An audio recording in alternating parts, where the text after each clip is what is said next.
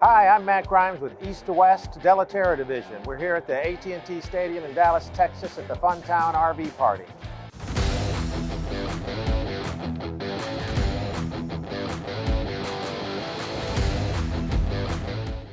I'm going to show you a few things about our trailer here.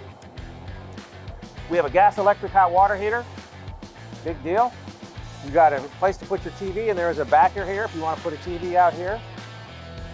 We have Goodyear tires, Goodyear endurance tires. That's another great big deal that you want to talk about. And we have this nice flip out step. This is our 312BH.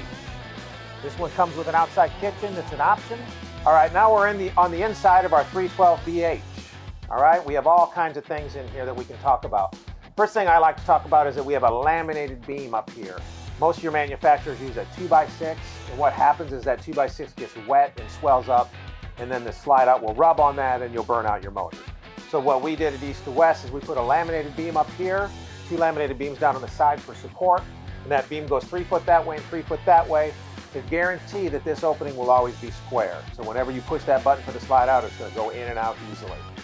We also removed all of the carpet out of the trailer. We had a lot of people complaining about that, so we use this pontoon bolt material now, which is a lot easier to clean, a lot easier to take care of.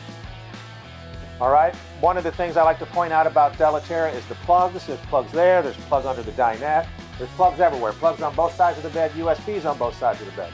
So we do give you a lot of electrical outlets and USBs in this trailer. The other thing I like to talk about is our roof.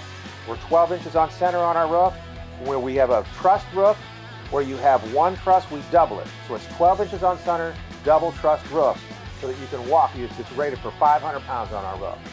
And that is different than most other RVs. We also use a 15,000 BTU air conditioner, that's standard, and a 35,000 BTU furnace is standard.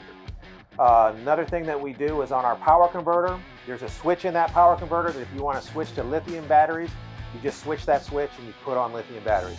Most all the other trailers, if you wanted to use lithium, you'd have to change the charging because the charging is different on lithium. Porcelain toilet, that's a big deal. Most of the trailers in this price point are going to come with a plastic toilet. The plastic toilet's going to stain, where this porcelain toilet will clean up just like what you have at the house.